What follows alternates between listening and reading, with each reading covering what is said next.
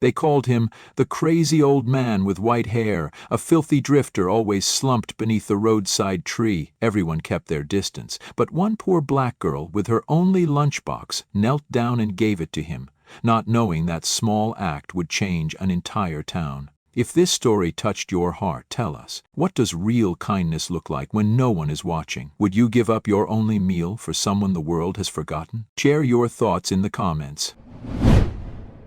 The thin morning sun crept through the leaves, casting faint streaks of light on the dusty red earth typical of the American South. The air was thick with the smell of damp soil and wild grass, carrying the crisp chill of dawn. But moments later the suffocating heat began to seep in, signaling a sweltering summer day. The low hum of machinery from the Willow Creek cotton mill echoed from down the road, as steady as the weary breath of the entire town. Lily, a 9-year-old girl with tightly braided hair and a worn uniform, stepped out of her small wooden house. Its tin roof was faded with moss and riddled with holes. The door creaked like a long sigh in the still quiet of the sleeping neighborhood. Her small feet felt their way along the rough dirt path, pebbles crunching under each step of her old plastic sandals. The road led to Willow Creek Elementary School, the only public school for children in the area. In Lily's hand was an old tin lunchbox, carefully prepared by her mother, Eleanor. She clutched the lunchbox to her chest, feeling its warmth and slight weight. It was her belated birthday present, the most precious thing she'd longed for weeks. Her mother, Eleanor, had painstakingly saved for it, working late into the night despite her persistent coughs. Inside were tender slices of meat, fragrant and savory, stewed with a few small potatoes by her mother. It was a dish Lily hadn't tasted in a long, long time, perhaps years. The sweet, rich scent of the meat wafted faintly from the crack, making Lily's stomach rumble with happy anticipation. She imagined lunchtime at school, opening the box and slowly savoring each tender piece, enjoying every melt-in-your-mouth bite. This meal wasn't just food, it was a symbol of love, a vital source of energy. Despite the clear blue sky, Lily felt a heavy sadness in her heart. She knew she would pass the familiar bend in the road, where the crumbling brick wall of the long-closed old general store now stood as ruins. And there she would see him again. He always sat there, beneath the town's largest cypress tree, its gnarled trunk scarred by time, its branches hanging down like a protective curtain. A white-haired old man, his hair white as winter snow, a thick beard covering most of his face. He was a homeless man, a lonely shadow whom the village children were warned to stay away from. "Is a stranger. He's not like us. He might be crazy," the adults whispered, their voices full of fear and alienation. But this morning he looked different. Not just hungry, but almost completely broken. His skin was pale, almost gray under the morning sun, his lips cracked. Long white hair covered his forehead, his blue eyes now cloudy with dirt and wind, devoid of life, only emptiness. His clothes were ragged, old, stained with dirt and dry mud, emitting a musty, sour smell.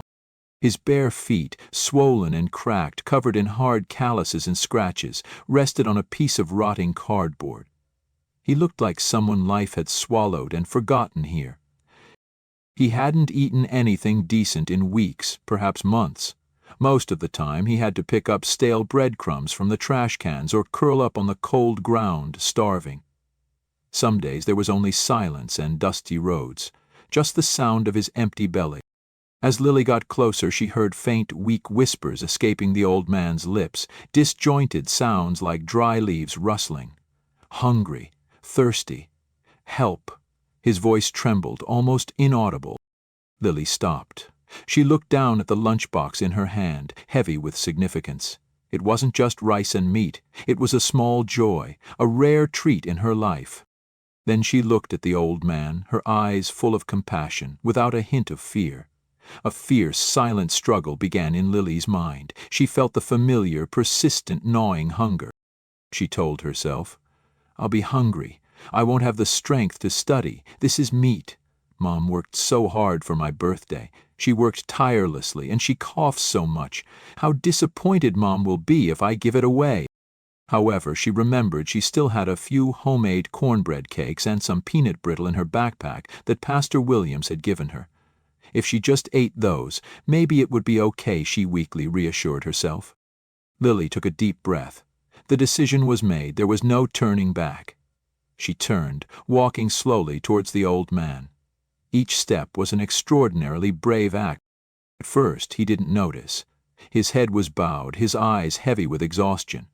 But then, the small shadow of the little girl fell across his feet.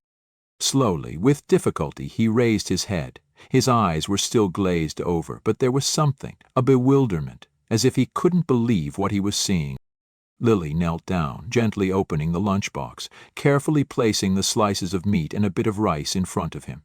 No sound, no hesitation. She did it with the purest sincerity.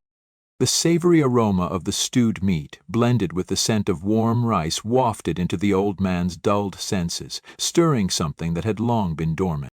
She looked up at him, her eyes clear and innocent. Then she said clearly, "I want you to eat this, sir. This is my birthday present. But I want you to eat, please. Eat so you won't be hungry." The old man stared at the lunchbox as if it had fallen from the sky, a strange object that didn't belong in his world. Then he looked at the little girl, his cloudy blue eyes narrowing, trying to understand. He rasped, his voice weak and full of doubt. "I don't understand. You're giving me your meal, all of it?" Lily nodded, a radiant smile blooming on her face. She confidently replied, "I have snacks in my backpack, sir." "I'm okay. Please eat, you must be so hungry." And then his tears burst forth. Not just a few silent tears of gratitude, but choked sobs erupting from deep within his chest. He clutched the lunchbox as if it were the most precious treasure. The warmth from the lunchbox spread into his palms, a warmth he hadn't felt in so long. Lily didn't fully understand his pain, but she understood enough to gently place a hand on his shoulder. She whispered, "Don't cry, sir. It's okay. I'm here. You're not alone." The old man looked at the little girl for a long time. His eyes were red and swollen from tears, but a tiny spark flickered within them. He whispered, his voice still choked, but a little clearer, "What's your name, little angel?" Lily smiled. "Lily." The old man repeated the name as if trying to engrave something sacred into his mind. "Lily, God bless you, Lily, my angel." A few passers-by, early morning commuters, glanced over. They saw a black girl kneeling beside a white homeless man. Mr. Henderson, the general store owner, looked over with skeptical eyes. "Such a waste," he muttered, "that foolish girl giving such precious food to a stranger." Mrs. Peterson, Lily's neighbor, shook her head disapprovingly, pulling her own little granddaughter closer, whispering about staying away from trouble. A few people frowned, clearly annoyed. Others tutted, then turned away, rushing on, pretending not to see. But Lily stayed there, sitting next to the old man, saying nothing. Simply being there, as if she knew. Sometimes people need someone to sit with them when they're broken. A moment later, Lily stood up. She smiled, relieved, happy she had done the right thing. Then she turned and walked away. Her small backpack swayed behind her, and she hummed an old nursery rhyme, her steps lighter. That afternoon, Lily returned home, her stomach growling, cramping with hunger. The few cornbread cakes and peanut brittle weren't enough for a full day. She felt exhausted, almost completely drained, but her face was bright, filled with joy from her actions. She pushed the door open. Her mother looked up from the stove, smiling, but only for a moment. Her gaze fell on Lily's empty lunchbox. Eleanor, her voice soft but her eyes full of worry and doubt, asked, "Lily, where's your lunchbox? Did you eat it all? I thought you'd really love that meat." Lily froze. She knew she had to be honest. She replied, "Mom, I gave it to an old man, Mom." Eleanor was surprised, her voice rising, then shifting to disappointment and pain. "What? What did you say, Lily? What have you done? Do you know how precious that meat was? How hard I worked to buy it for your birthday?" Lily explained. He was so hungry, Mom. "He's the man you told me to stay away from, but this morning he looked so different, Mom. Like he was about to faint. He even mumbled for water, for food. I saw him like that, so I gave him my lunchbox. I couldn't not do it, Mom. I just did what you taught me. A silence fell over the small room. The atmosphere grew tense. Eleanor looked at her daughter, tears welling in her eyes, a clear struggle on her face. Her voice lowered, choked, full of pain and helplessness. Lily, do you know how little we have, my dear? Do you know how hard I worked to get that meat for you? Last night I coughed so much I couldn't sleep because I had to work extra hours. Do you know how worried you make me? You could have gotten sick from hunger. The little girl stepped closer, her eyes fixed on the dirty floor, her hands clenched. She said, her voice growing softer, I didn't waste it, Mom. I ate the cornbread and peanut brittle. I wasn't that hungry. I know you work hard, but I couldn't just leave him there. I saw his eyes. I knew he was suffering so much. Eleanor sighed, a heavy sigh carrying the weight of worry and unspoken anger. She stood up, then knelt down at Lily's eye level. She took Lily's small hands, feeling their coldness from hunger. Eleanor said, her voice thoughtful, Lily, you have a kind heart, a heart of gold, and God sees that. I'm proud of you. But you have to understand, we don't have much to spare. I work hard every day to get enough food for you. Did you think about that? Sometimes kindness has a price, my dear, and that price isn't always easy to bear. The little girl looked at her mother, her eyes clear, without a hint of regret. Lily replied, But you taught me to be kind. You said God always sees those with kind hearts. You said we have to help those less fortunate than us, even if we are also struggling. That sentence was like a key unlocking memories in Eleanor's heart. Her face softened, the anger vanished, leaving only worry and boundless love. Her voice lowered, choked. Yes, I did teach you that, my love, and you did very well. She squeezed her daughter's hands tightly. She continued, But there's one more thing, my love. Kindness needs to be accompanied by wisdom. He was a stranger, and this world isn't always kind. Not everyone will return your kindness the way you give it. I'm just afraid you'll get hurt. Afraid people will take advantage of you. Lily nodded, very slowly. Then she whispered, I know, but I saw his eyes. He was hungry, and he cried. Mom, I've never seen anyone cry like that. He looked so lost out there. I felt I had to do something. Eleanor was silent. She looked into her daughter's clear eyes, eyes that had seen things adults had become too accustomed to avoiding. And in the heart of the poor mother, both a hidden worry about her daughter's innocence and boundless pride swelled, and a fear of a world too harsh for kind hearts. She sighed softly, telling herself, What should I do? This child has too big a heart, but this life is too small for us. Should I encourage her to do these things? That night, Eleanor tossed and turned, unable to sleep. She looked at Lily, sleeping soundly beside her, then remembered the old man's desperate eyes and her daughter's unwavering conviction. Eleanor sighed. She knew she couldn't abandon the old man. Despite their poverty, she couldn't let her conscience bother her. She also didn't want Lily to grow up with a scar in her heart for not doing the right thing. The next morning, Eleanor made a decision. She would go find the old man. Eleanor and Lily found him, still sitting under the cypress tree, but he was much weaker, almost too weak to stand up. Eleanor approached, gently placing a hand on his shoulder. Sir, she said, her voice warm, you can't stay here forever. Do you want to come home with us? We don't have much, but at least you'll have a roof over your head and a warm meal. We'll take care of you. The old man looked up, his eyes hazy, but a faint spark of hope flickered. He nodded, a slow, heavy nod. And so, the mysterious, homeless white man was taken in by Eleanor and Lily to their small wooden house, where the rare laughter was now shared. Life for the three of them under one simple roof began. Eleanor and Lily shared every meager meal with the old man. Every potato, every piece of cornbread was divided into 3 equal portions, even though Eleanor's stomach often growled with hunger. The old man, though still disoriented, began to have more lucid moments.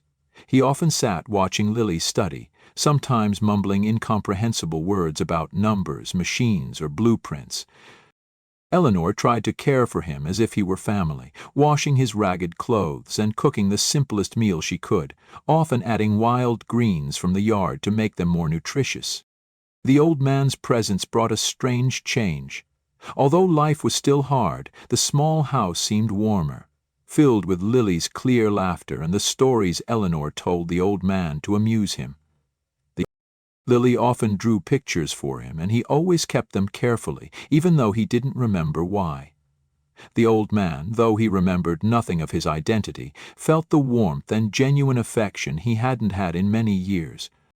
He began calling Eleanor daughter and Lily granddaughter, naturally, as if they were a family that had been healed. News of Eleanor taking in the crazy white man spread like wildfire throughout Willow Creek, and the whispers grew louder. At first, the skeptical and scornful looks persisted. Mr. Henderson and Mrs. Peterson often glanced over with obvious displeasure, constantly gossiping. "That Eleanor is crazy," they whispered, "bringing trouble upon herself. She has nothing to eat, and yet she takes in a useless vagrant. She must be up to something." But then they began to see differences. The old man, though still weak, no longer wandered aimlessly. He sat on Eleanor's porch, sometimes helping Lily pick wild vegetables or simply sitting there, watching life pass by. His presence, though silent, was living proof of Eleanor's and Lily's kindness. Gradually, curious and admiring glances began to replace the contempt, though caution remained, harboring private calculations. One day, as the old man was trying to help Eleanor fix a broken fence, a task that demanded strength, a dizzy spell hit him. He clutched his head, a cry of pain escaping his throat, and then his emaciated body collapsed. Eleanor and Lily were inside the house. Hearing the noise, they rushed out in a panic. Eleanor hurried over, shaking him, her voice trembling with desperation. "Sir, sir, wake up, sir!" But the old man didn't regain consciousness. His face was pale, his lips blue, his breathing shallow, cold sweat beading on his forehead. Eleanor knew he needed immediate help she didn't know where to find. She felt her heart constrict with helplessness, with the fear of losing the only family she had left. Eleanor rushed to Mr. Henderson's house, the only one in the village with a telephone. She pounded on his door frantically, her voice pleading. "Mr. Henderson, please, he collapsed. He needs to go to the hospital right away." Mr. Henderson opened the door, looking at Eleanor with a cold, indifferent gaze. "Hospital? What do you think I can do?" "You know money's an issue, Eleanor. He has no insurance, no papers. Who's going to pay for this?" Eleanor knelt down, clutching his apron, her voice desperate, tears streaming down her face. "Please, Mr. Henderson. He's dying. I'll work for you, anything, for as long as it takes. I'll pay you back every cent. Just save him." Mr. Henderson hesitated. He glanced at Lily standing beside her mother, her small face filled with fear. Finally he sighed, reluctantly agreeing to call an ambulance, but on one condition. Eleanor had to sign a promissory note, committing to repay all the old man's medical expenses, plus exorbitant interest. Eleanor signed without hesitation, her hand trembling, but her eyes resolute. She knew she was taking on an enormous burden, a debt that could crush her for life, but she couldn't let the old man die. For Eleanor, it wasn't just the life of a man. It was Lily's faith in kindness. The old man was taken to the town hospital. The doctor said he had suffered a minor stroke, likely due to exhaustion and old injuries. They demanded a large sum for surgery and treatment. It was an astronomical figure for Eleanor. She and Lily were desperate. Eleanor had to go door to door, borrowing every penny from the few neighbors. "Help me, please," she pleaded. "Even just a dime would help." Some flatly refused, slamming doors in her face. Others gave a little money with pitying glances, but not enough to make a difference. Eleanor even sold her only silver necklace, her mother's keepsake, to get more money.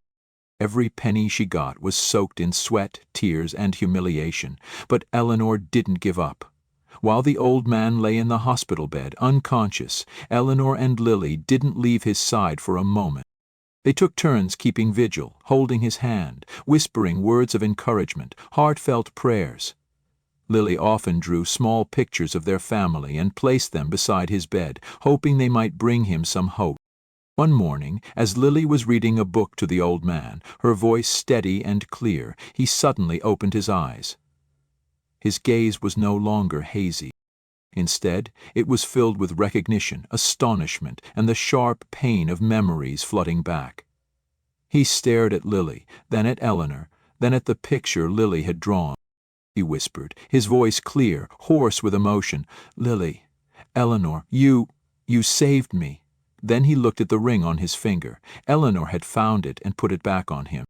He clutched it, his fingers trembling. Reread aloud.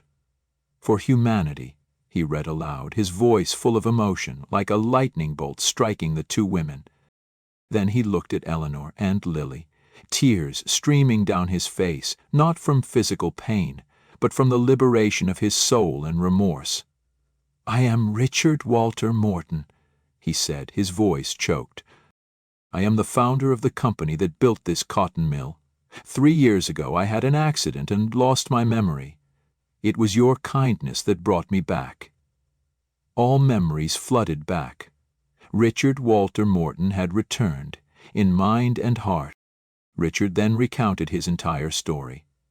He was none other than Richard Walter Morton, a renowned philanthropist, founder of the Richard Morton Foundation, and the very person who had founded the Willow Creek Cotton Mill. 3 years prior, on his way to visit a charity project, he had been in an accident and went missing, suffering complete amnesia and becoming homeless, living precariously on the fringes of society. Richard looked at Eleanor and Lily with eyes full of boundless gratitude and love, mixed with self-reproach for his past. He said, "I have recovered everything. But the most important thing I found during my amnesia was a family, a true home where I was accepted without judgment. It was the unconditional kindness of a mother and daughter. And I also remembered that I was once part of a system that caused so much suffering here, for people like you, Eleanor, people who had to work tirelessly in my factory. I owe you 2 a lifetime, and I owe Willow Creek an atonement." He explained that Eleanor's and Lily's love and sacrifice, their willingness to borrow and sell precious things to save him, had made his memories burst forth. News of Richard's return spread like wildfire throughout Willow Creek. From a crazy white man, he suddenly became a wealthy philanthropist, saved by Eleanor and Lily. He was the former owner of the very cotton mill that had exploited them. Curious, envious, indignant, and even remorseful glances began to converge on Eleanor's house. Mr. Henderson and Mrs. Peterson were the first to appear. Mrs. Peterson, with a strained, artificial voice, offered congratulations, but her eyes couldn't hide her envy and calculation. Mr. Henderson openly revealed his opportunism, constantly suggesting development projects he wanted to invest in. But Richard, standing beside Eleanor, simply responded with a faint smile, his gaze firm. He said, softly but resolutely, "The miracle was created by Eleanor and Lily. They gave me hope when I had nothing. And as for the factory, that is my responsibility. I will handle it myself." Nevertheless, the whispers quickly turned into brazen demands, calculating suggestions, especially aimed at Lily.